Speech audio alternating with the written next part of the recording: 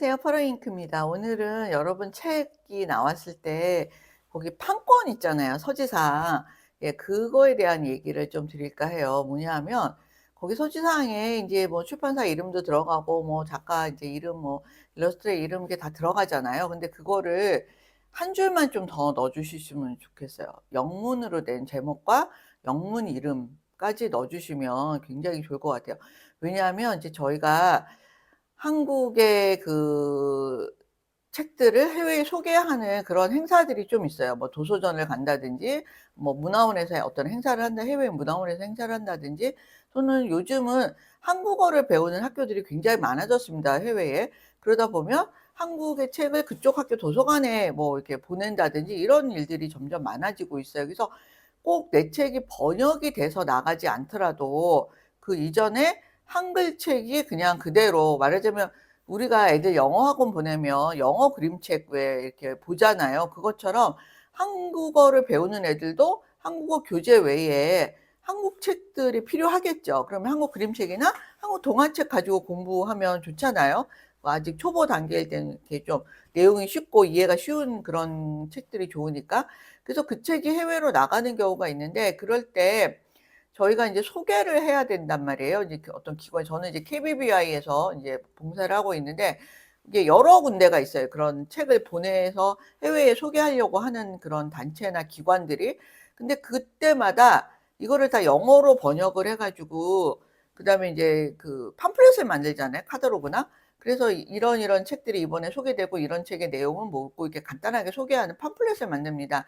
그런데 그럴 때마다 이 책의 제목을 뭐라고 영문으로 번역할까가 번역자마다 다 다르세요. 그럴 수밖에 없잖아요. 어떤 분은 좀 직역을 하실 테고 어떤 분은 좀 의역을 하실 테고, 뭐 이런 일들이 벌어지다 보니까 한 가지 책이 저쪽 갈 때랑 이쪽 갈 때랑 그 카탈로그에 들어가는 제목이 다 달라요. 또 이름 표기도 다 달라질 수 있어요. 왜냐하면 그 작가한테 이렇게 연락을 해서 "선생님 뭐 영문 표기 어떻게 합니까?" 이렇게 물어보는 경우도 있지만, 너무나 뭐 그 급한 시간에 많은 책들을 정보를 모아서 카탈로그를 만들다 보면 일일이 다 연락을 못 하는 경우도 되게 많아요. 그러다 보면 그 이름 스펠링을 다 다르게 쓸 수가 있어요. 그러니까 저 같은 경우에는 예전에 프랑스에서 그림책이 나왔는데, 저는 임시지만 수풀림자를 쓰는 임시예요. 그러다 보니까 영문을 쓸 때 LIM을 쓰거든요. 근데 프랑스에서 책이 나왔는데 나중에 저한테 왔는데 보니까 IM 뭐 이렇게 YIM 뭐 이런 식으로 표기를 하는 것들이 생기는 거예요. 그러면 저는 이제 여권에는 LIM으로 되어 있거든요, 이미. 그러면 나중에 이제 외국에서 볼 때는 성이 스펠링이 다르면 이건 완전 다른 사람인 거죠. 그죠? 예. 그렇게 되면 이게 한 사람으로 이게 자료가 계속 축적이 돼야 되는데, 그래서 그 이름을 검색을 하면 나에 관련된 자료가 쭉 떠야지 이게 나한테 도움이 되는 거잖아요. 근데 이 이름 다르고 저 이름 다르고 책 제목도 이거 다르고 저거 다르고 이렇게 되면 다 낱낱이 흩어져서 이게 한 군데에 모아지지가 않는 거예요. 예, 이렇게 되면 제대로 된 아카이빙이 될 수가 없어요. 근데 가장 좋은 방법은 뭐예요?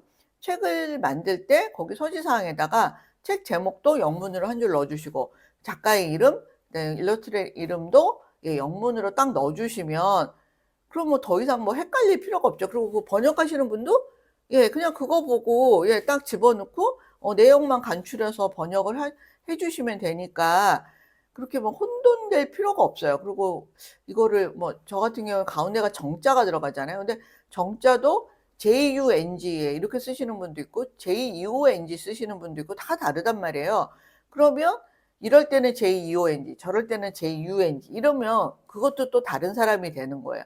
자, 그래서 여러분들이 책을 내실 때 이거는 편집자한테 꼭 부탁을 하셔야 돼요. 그래서 이게 내 책이 나중에 뭐 어디에 갈지 알 수 없다, 또는 뭐 내가 들고 나갈 수도 있잖아요. 내가 해외여행을 가는데 들고 나가서 그쪽 도서관이나 그쪽 어떤 학교에다 선물로 줄 수도 있잖아요. 근데 거기에 영문 표기가 있으면 너무나 간편하겠죠. 그러면 그분들도 나중에 그 책을 도서관이나 이런 데서 분류하기도 너무 좋아요.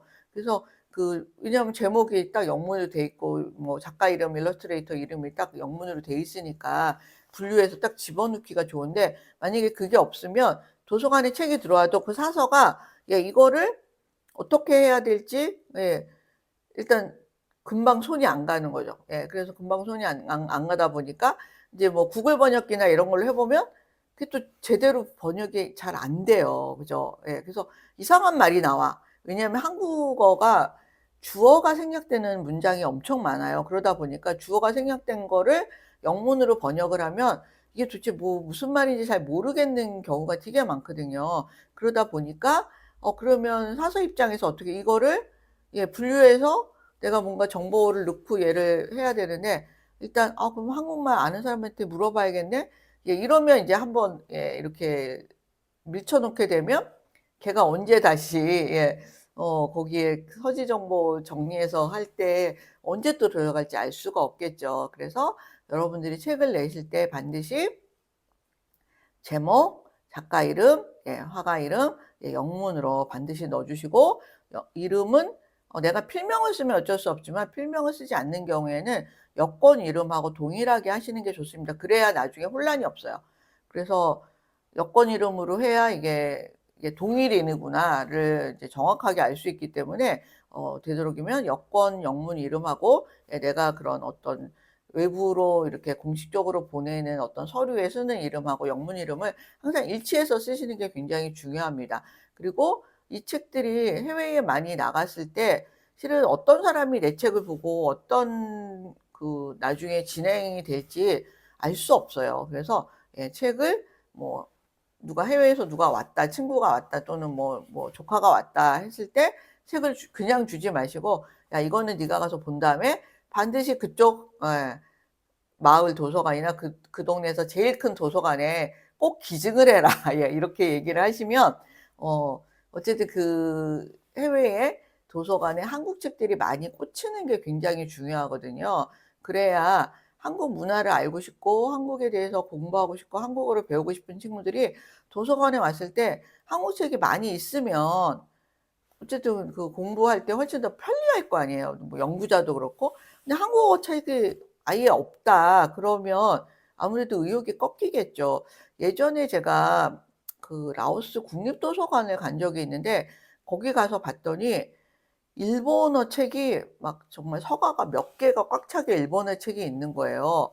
그래서 "야 여기는 어떻게 일본어 책이 이렇게 많아요?" 그랬더니 일본에서 40년 전서부터 해마다 책을 보내줘서 그게 모아져서 이렇게 많아졌다라는 거예요. 그래서 "혹시 한국어로 된 책도 있나요?" 인제 이렇게 여쭤봤더니 아마 지금은 좀 달라졌을 것 같아요. 근데 제가 갔을 때만 해도 벌써 한 10년 전이니까 "아 한국어 책도 있어요." 그래서 이제 가 봤더니 달랑 3 권인가 있는 거예요. 근데 그 3 권이 뭐냐면 왜 우리 봉사단들 있잖아요. 코이카 그 파견하는 분들에게 이렇게 주는 라오스를 이해하고 라오스 문화를 이해하기 위해서 보여주는 그 매뉴얼이 들어있는 책이었거든요. 근데 한국어로 된 책이 그거 달랑 3 권인가가 있는 거예요. 그래서 그걸 보면서 좀 슬프기도 하고 씁쓸하기도 하고, 문화를 전파한다라는 게 단시간 내에 되지 않기 때문에 좋은 차를 수출하는 것도 실은 오래 걸리잖아요.